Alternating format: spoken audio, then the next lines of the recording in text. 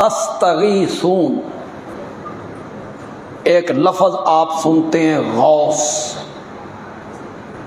اسی سے ہے، یا غوث سے یہ ہے تستغیثون، وہی مادہ ہے غوث۔ غوث کا معنی ہے فریاد رس، فریاد رس فارسی کا لفظ، اردو میں کیا کہیں گے؟ فریاد کو پہنچنے والا، فریاد رس۔ اے ایران نے ساڈے عقیدیاں دا بڑا بیڑا غرق کیتا، ہمیں اسلام پہنچا ہے ایران کے ذریعے، اس میں ملاوٹ ہوئی، شرک کی آمیزش ہوئی۔ جو سعودی عرب سے مشرقی جانب ملک ہیں کوئی شرک نہیں،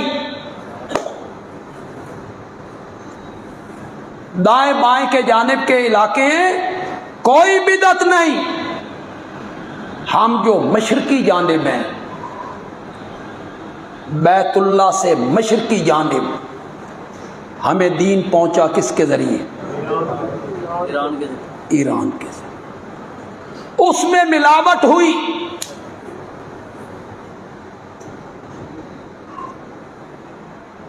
جتنے شرکیہ لفظ ہیں ہمارے ملک میں رائج ہیں سب فارسی، داتا عربی بولتے نہیں، گنج بخش دستگیر، غریب نواز، غوث، یہ سب فارسی کے الفاظ۔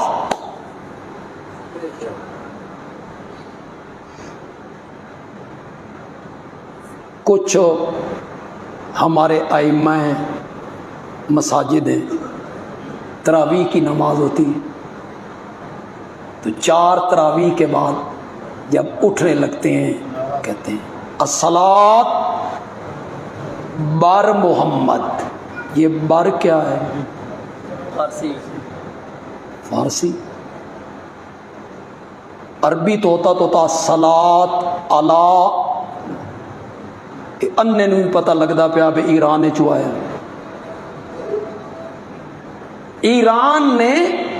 ایرانیوں نے اس میں ملاوٹ کی، یہ لفظ رائج کی۔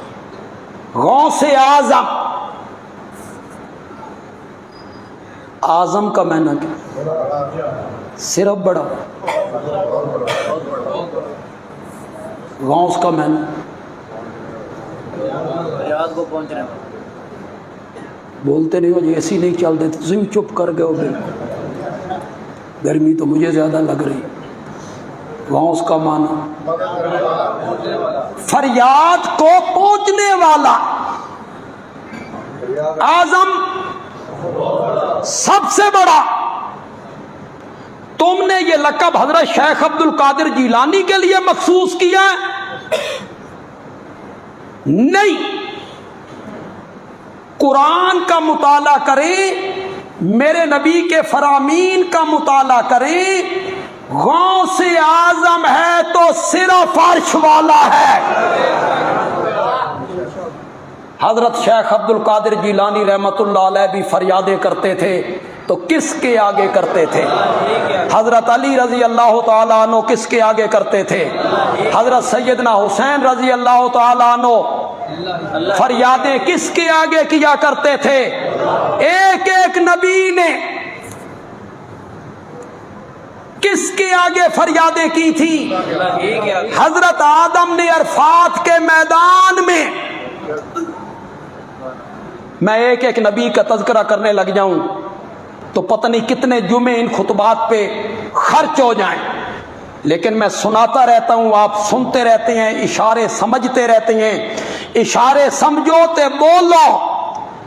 حضرت آدم نے عرفات کے میدان میں کس کے آگے فریاد کی تھی؟ قرآن اٹھاؤ قرآن. تم بدبخت اور بدنصیب لوگ ہو، تم قرآن کے قریب نہیں آتے ہو. تمہیں وارث شاہ کی ہیر پڑھنی آتی ہے، تمہیں سیف الملوک یاد ہے، تمہیں بلے شاہ کا کلام یاد ہے، تم سلطان باہو پڑھتے ہو، بندے عالوی رب کا قرآن پڑھتا ہے. تمہارے نصیب میں بھی رب نے یہ نہیں کیا، محروم کیے تمہیں اس سے رب نے. پڑھو قرآن. ربنا ظلمنا،